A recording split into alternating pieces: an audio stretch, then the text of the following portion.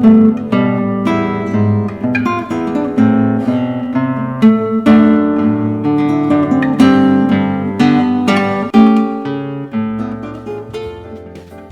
い、GC です。いらっしゃいませ。今回クラシックギターで白っぽいやつと茶色っぽいやつのあるやつってどういうことということと、ドラゴンクエストのビアンカフローラ問題について議論してみたいと思いますそれ何が関係あるのって、まあよろしくお願いいたします。まずですね、ギターの材質ってそもそもどういうことか。これうちのギターなんですけど、これはまあ表面板ですよね。でこれをね、裏から触ると分かります？このサラサラっていうとすごい軽い木なのが伝わるでしょ。塗装してあると分かんないんだけど、だからこっちはとっても軽い木なんですよ。でこっちが横とかは硬い木だから、硬いボディに軽い表面板を合わせることでこっちがスピーカーになってるんですよね。でボーンと音が出る。単板でないギターの場合はそこまではっきりしないけど、単板のギターっていうのはそういう感じなんですよ。全然性質の逆のギターを組み合わせて作ってあるっていうね、結構危険なギターでございます。で表面板について、この軽いなりやすい木っていうのはそんなに種類がなくて、主に2つです。レッドセダーと松、スプルースですね。シダーとスプルースって言います。杉と松です。この違いが音楽的にもやっぱりあるんです。で音楽的なっていうか、弾く感じがだいぶ違うんですよ。これ車のアクセルでちょっと例えさせてもらいますね。運転したことのない方は分からないかもしれない。ゲーム的な感覚で感じていただければ、このね、アクセルの動かし方の幅が狭い車と、割とふかふかでこうグイッと動かせる車と2種類あると思ってください。グイって動かせると中間の調整が楽ですよね。でこの幅が狭いとすごくシビアな足の調整が求められる。これがスプルースとセダーの感覚だと思います。スプルースはどうしてもこのダイナミックレンジの幅があまりなくて、狭い範囲で音楽を作っていく感じ。セダーは割と自由に大きい音から小さい音まで自由に楽しめる感じだから、演奏上は僕は杉の方が有利だと思っています。でも白いギターのこっちのスプルースっていうのはカナダだったりヨーロッパだったりの材質なんですけど、もともとしなやかで楽器に向いてる、楽器にバイオリンとかでも使われる楽器材質で、上質なスプルースっていうのは音がとても綺麗なんですね。澄み切ってしなやかで、その点杉っていうのはどっかちょっとそこまで美しくはない、ある意味やぼったいところがございまして、音色的にはね。だから美音を求めるならスプルースっていう人が多いですね。でも音楽性を求めるんだったら、弾きやすさを求めるんだったら、表現力を求めるんだったら杉っていう発想もありだと僕は思うんです。でここでいよいよドラゴンクエスト5の究極問題、ビアンカフローラ論争っていうのに入っていくわけですがはい、ドラゴンクエスト5ってご存知ですか？もうね、やったのずいぶん昔であんまり覚えてはいないんだけど、親子3代の物語って言いますよね。お父さんが昔兄弟の敵にやられてしまっているわけですよ。もう天国にいるわけですよ。でその息子が敵から守られて田舎でひっそりと育っていくんだけど、だんだん自覚してきて自分はやっぱり戦わなきゃいけないっていうことを自覚して旅に出るわけですね。王様、僕はやっぱり旅に行きます、父の敵を討ちますっていうような感じで、いろいろ旅をして、人々と知り合って、で結婚して子供を作って、でついに強大な敵に対して天国のお父さんと家族と生まれてきた子供たちも全部のパワーを結集して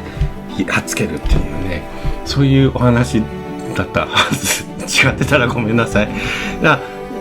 つまり言いたいのはですね、このドラゴンクエスト5っていうのは主人公が結婚するんですよ。でその結婚相手がですね、2人候補がいるんですよ。DS 版になったら3人になってるって話もあるんですけど、まあ有名なのは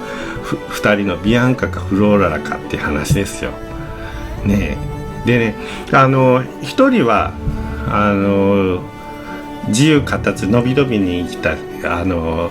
びのびに育った元気なお姉さんじゃない女の子で、もう一人はお堅い真面目な女性、上品な女性。さあどっちと結婚しますか？自由な子は戦いも一緒にやってくれるし、初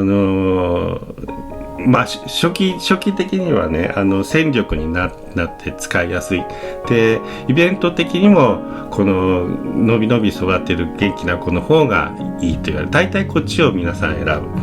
でもシステム的にはこっちの真面目な子は優遇されてるらしくて、例えば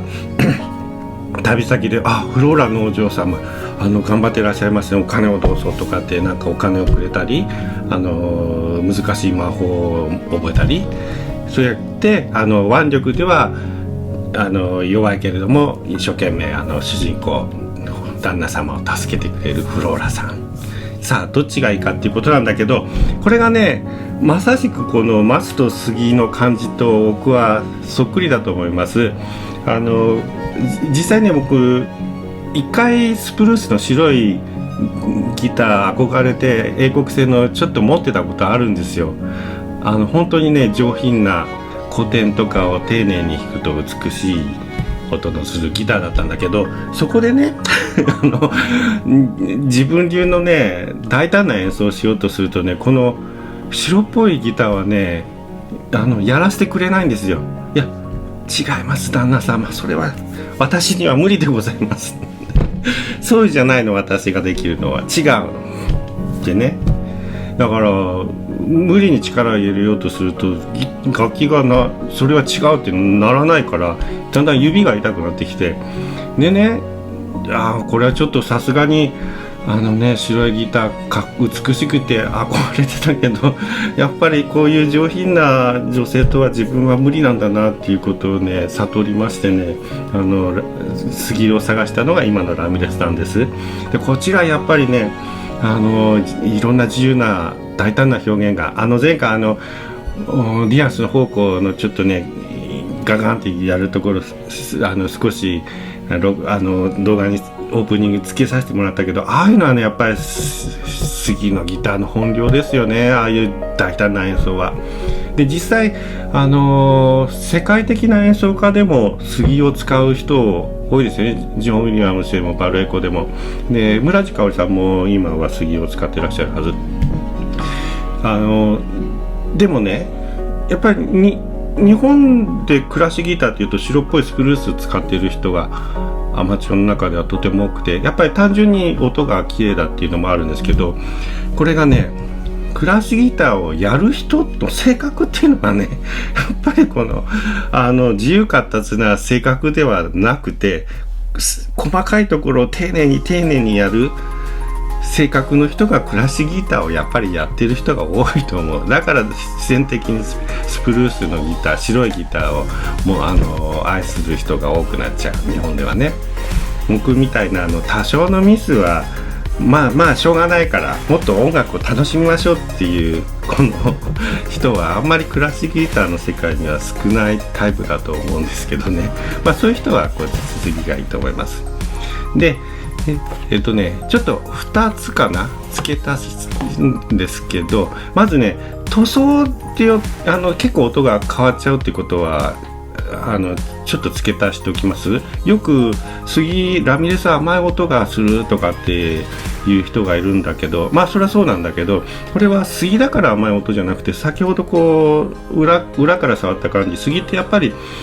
軽くてシャープな音が本来出る板なんです。でもそれはシャープすぎちゃうから、こうラミレスは塗装でまろやかにしてるんですよね。で艶っぽい甘い音も杉で出せるように工夫したのがラミレスであって、杉自体が甘い音が出るっていうことはちょっと違うと思います。だから杉でもセラクっていう硬い塗装をしちゃうとすごくシャープな音の楽器になりますしね。でなんだっけ、もう一つがそうこれはちょっとYouTube 界に波紋を投げかける発言で申し訳ないんですけど、言わせていただくんですけど、こういうなんかを聴き比べるときに同じ曲を弾いてもね、意味ないんですよ。わかります？だからこの真面目なスプルースの楽器は真面目な曲をやってこそ生きる楽器であって、セダーっていうのは例えばディアンスみたいな大胆な曲をやってこそ生きる楽器であって、これを例えばおとなしい古楽で両方聴き比べたらこっちがいいに決まってるんですよ。でもね、だからこっち同じ曲で同じ環境で同じ制作家で杉と松聴き比べましたっていう、そういうのはね、僕は意味がないと言いたいこと。やっぱこれはそれを生かす曲を演奏してなんぼ、こっちも杉らしい自由闊達な表現を生かす演奏をして音量発揮でそれをどちらがいいかっていうふうに比べないとねいけないと思うんだけど、あんまりそういう動画は多分見つからないかなっていう状況でございますが、さてこれはあくまで自分のドラゴンクエスト5系の思考っていうのは僕の勝手な妄想なんで、皆さんがどう捉えるかは人それぞれですが、ただこっちで白いスプルースで入門して始めた人っていうのはなんかこっちの方がやっぱり弾きやすくなっていくから、途中からはなかなか変わらないですよね。僕も杉ずっと使ってて一回スプルースにチャレンジしたけどやっぱり無理で杉に戻ってきてるんで、これは最初にどっちを選ぶかっていうことがゆくゆくの人生をこの結婚の選択があなたのプレイライフを変えていくので、ちょっとねそこは考えてみても考えると面白いんじゃないかなと思います。ということでチャンネル登録するかどうかはお任せしますので、他の動画も一本見ていってくれると嬉しいところでございます。This is でした。ありがとうございました。